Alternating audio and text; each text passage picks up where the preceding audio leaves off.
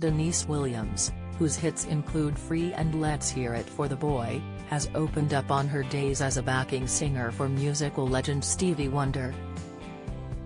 In an exclusive interview with Express.co.uk, the 71-year-old said Stevie would suddenly change their set at the last minute. "I had a cousin who used to come and visit his grandmother in Gary, Indiana, where I lived, and he lived in Detroit. And he would always brag that he knew Stevie Wonder. He would always brag that he knew Stevie Wonder, and I would always say, 'You lie, you don't know Stevie Wonder.' Eventually, when I left college, he was the one that got me an audition with Stevie to be one of his backup singers. So I went into the music industry with Stevie thinking, oh, I'll just make enough money and he'll go back to school and he'll study real hard, but that's not what happened." She continued, "Starting at 10 years old, I watched Stevie Wonder sing Fingertips on television, so I was a big fan of his and loved his music.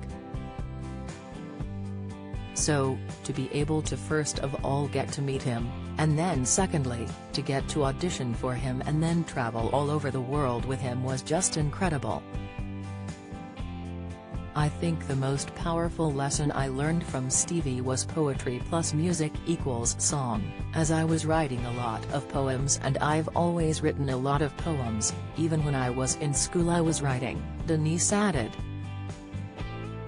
"And when I was with Stevie watching him and how he was doing his songwriting, I became a songwriter, once I was up under him. So that was the most important thing that I learned from him, songwriting, and I think the other thing that I learned from him is to be quick on your feet. Because a lot of times we'd go out, and we'd have a song list, and then all of a sudden Stevie would get creative and write something new. We as background singers had to act like we knew exactly what to sing, the musicians had to be quick to know exactly what to play. So it was an incredible, creative time. Anything can happen creatively and you just have to go with the flow." The star, who has 4 sons, also spoke about balancing motherhood with her career, admitting she couldn't have done it all without the help of her mother.